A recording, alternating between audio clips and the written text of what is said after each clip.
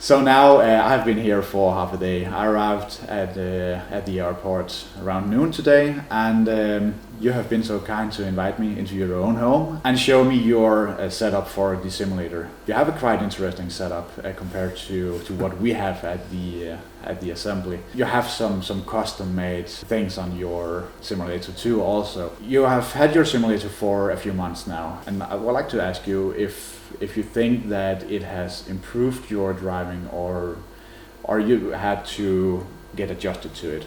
Okay, yeah, so from the start, getting used to the simulator was difficult to begin. Mm-hmm. It took many hours of practice and fine-tuning to get the right settings that was also kind of realistic for the car that I was driving. So as you know, I love the Porsches. About 4 months before I had the simulator, I was driving the car, and then obviously when the simulator came, I had to make the adjustment from a static rig. After time of getting used to it, it's improved my times, my confidence. It feels better. Yeah. So it's positive. We have heard, and we have obviously have a lot of people in the simulator, and they say that when you're going inside curves, they are actually able to feel when you're starting to lose grip on the asphalt. Is that anything you have experience with, or do you not use that feature? Yeah.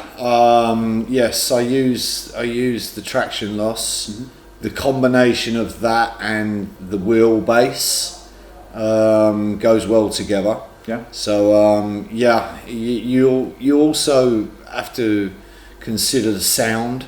Yeah. Okay, so that plays a big part in your sim racing. Yeah. So when you combine the three, you most certainly can understand how the car's reacting to your driving through the bends. Yeah. You can feel some loss. Yeah. Okay. So yeah, you're at, it gives you time to adjust.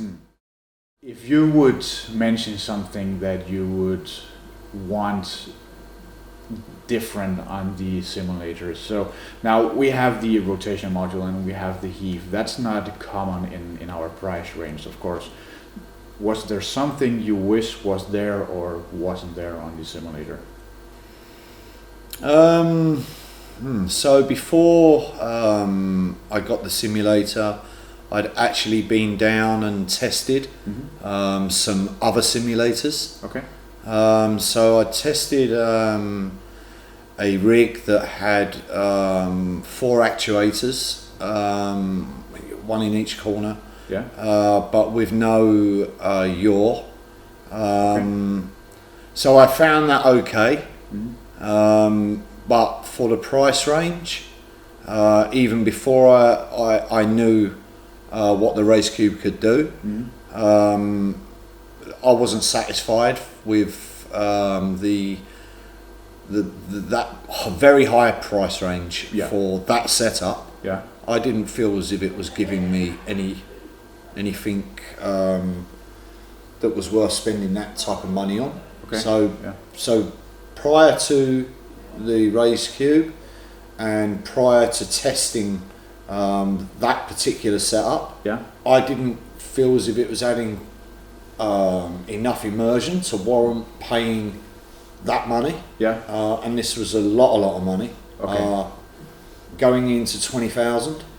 In comparison to what I have in the RacingCUBE, there is no comparison, because the RacingCUBE is way ahead in terms of movement and especially with the rotation. In answer to your first question, do I think it's fast enough? Yes. It's more than fast enough, because when you get into tuning the simulator with the sim tools, I found that you have to reach the right balance for sim racing.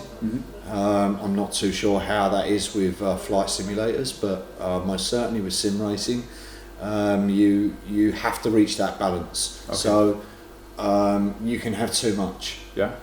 So the RacingCUBE offers the ability to have too much. Once you reach that, because you will experiment with those settings, and then you will find that you have to turn it down. Yeah. So once you find that happy medium, you reach the balance, then it's correct. The settings are important in respect of the virtual reality. So to begin with, I had to have the settings completely turned down, because when you experience it to begin with, it's the best way to explain it is when you have the settings too high, when you're driving up a hill in virtual reality, the steering wheel will move towards you and it will bury itself in your chest. Yeah. And when you're driving down the hill, the steering wheel will move away from you and you will feel like you're trying to reach out to hold on to it. Yeah. So this was a big problem.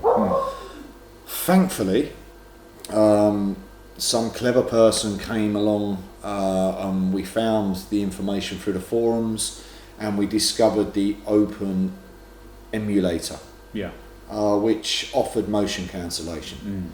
So I experimented with the motion cancellation software, which runs through Steam, and after a lot of testing, I introduced a Vive tracker to deal with the motion cancellation, and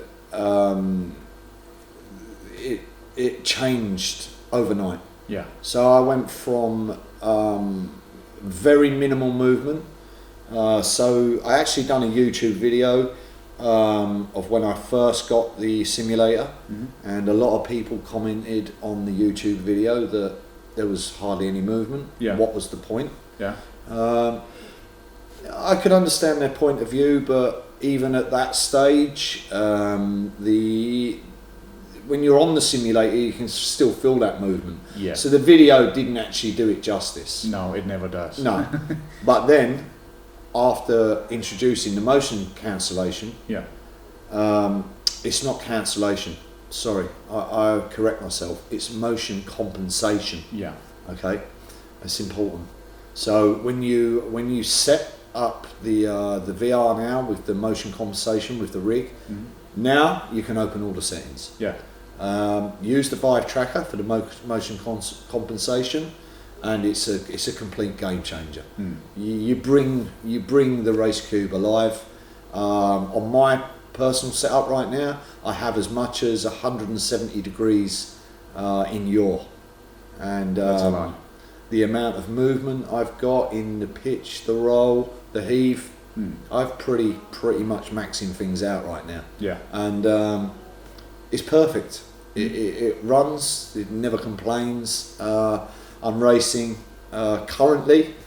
I'm doing okay. A lot of practice. I'm first in season 4, week 9 in the Porsche, and I'm going to be hoping to push on to win this season. Yes, of course. So yeah, it's all good. Yeah. Yeah. So I made a small discovery very recently. Yeah. So I don't know the reason why at the time, but I tried to do some practice laps, and I had the motion rig turned off. I couldn't race. Really? Yeah, it had completely the original effect of when I very first started in virtual reality sim racing, and I had some sickness, and I had to stop. Yeah. In time, that went. Bit of practice, 20 minutes a day. Yeah. Within a week, it's gone. So fine, you just carry on. So when I had done this testing recently, and I turned off the rig, so the rig was just still. I started to do the practice laps. I had to stop immediately. I only got probably about halfway around the track, Yeah. and I felt sick. I had to stop. Oh yeah. So what's happened to me is I've got so used to the simulator and the movement that the moment you turn it off, it has the opposite effect on you. Yeah. I couldn't do without it now.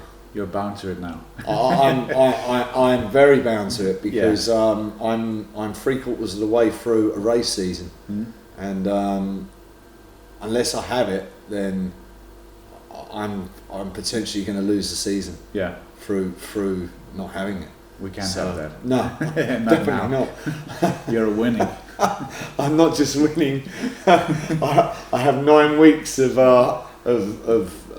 5 days a week practice. Oh really? Yeah. So I take it very seriously. Yeah. I put a lot of time into it. Yeah. And that's why I'm winning right now. Yeah. It's getting harder. Of course it is. But I'm enjoying it more and more. So that's good to hear. Yeah. To end this, is there anything you want to tell people? Do you have any recommendations if they are going to look for a motion platform for themselves? Yeah.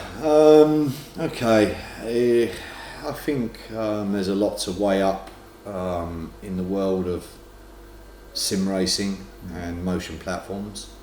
There's a lot on offer.